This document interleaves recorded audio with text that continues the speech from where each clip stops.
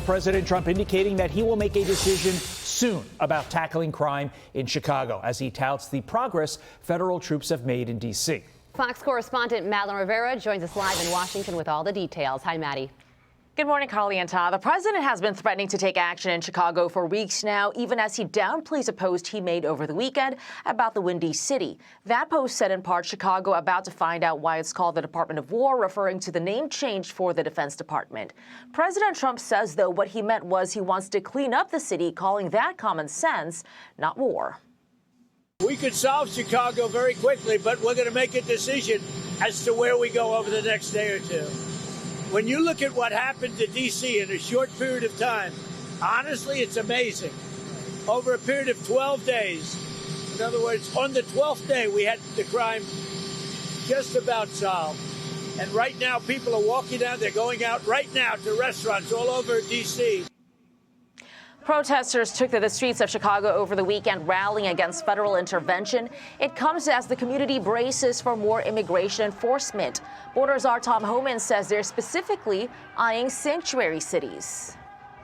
You can expect action in most sanctuary cities across the country. President Trump's prioritized sanctuary cities because sanctuary cities knowingly release illegal alien public safety threats to the streets every day. That's where the problem is. We don't have that problem in Florida. Illinois Governor J.B. Pritzker says he has not gotten a heads up from the White House about enforcement action. Hooman suggests Pritzker should know what to expect, saying ICE agents have been flooding the zone in Chicago for some time now. Carly and Todd. Madeleine Rivera, thank you. With that, let us bring in political commentator Camryn Kinsey. Camryn, I still can't get over Democrat leaders and the people who voted for them, as you saw in that video there, in Illinois, choosing crime over protection. How do you see this week playing out in the Windy City?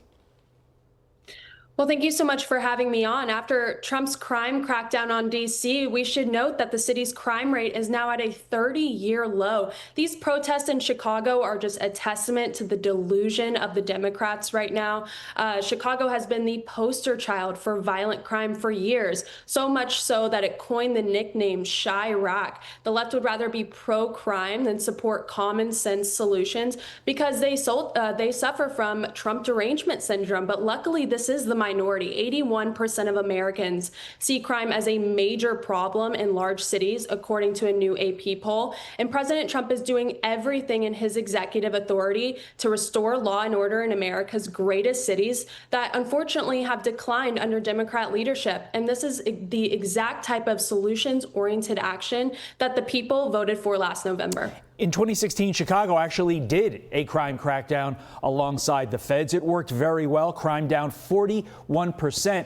But city leaders stopped it because of quote unquote optics. So, Camryn, why do Democrat leaders always seem to choose optics over lives?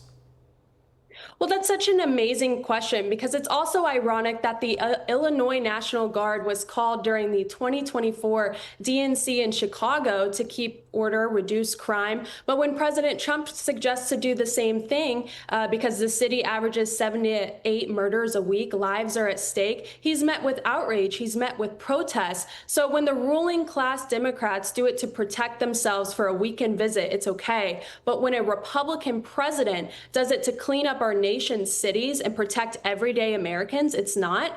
This to me is not logical. It is political sabotage. It's putting American lives at risk. But luckily, President Trump isn't really the type to back down from a fight. I think that's a well-taken point. Meantime, there's this horrific video capturing the moment a Ukrainian refugee who fled the war in Ukraine was stabbed in Charlotte, North Carolina. We obviously can't show the full video for reasons that it is too gruesome, it is too graphic, but you see the woman there, her face blurred out.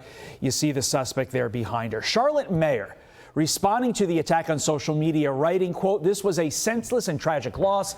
I've been thinking hard about what safety really looks like in our city. I remain committed to doing all we can to protect our residents and ensure Charlotte is a place where everyone feels safe." But North Carolina Congressman Brad Knott firing back, quote, "The mayor's refusal to condemn senseless, horrific, and preventable violence is as telling as it is despicable. Violent criminals, regardless of who they are or what they look like, need to be in jail." And that's the point. The congressman is right. You don't need to think hard, to use the mayor's words, about any of this. This guy, this sick accused killer, was arrested 14 times prior. He should have been in jail and not on that train. Final thoughts to you, Camryn.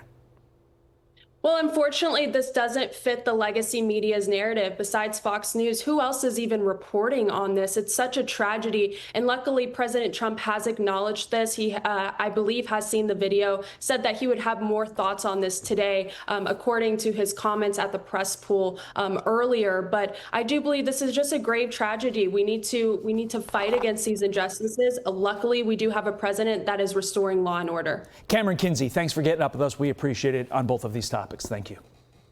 Thank you. I'm Steve Ducey. I'm Brian Kilmeade. And I'm Ainsley Earhart. And click here to subscribe to the Fox News YouTube page to catch our hottest interviews and most compelling analysis.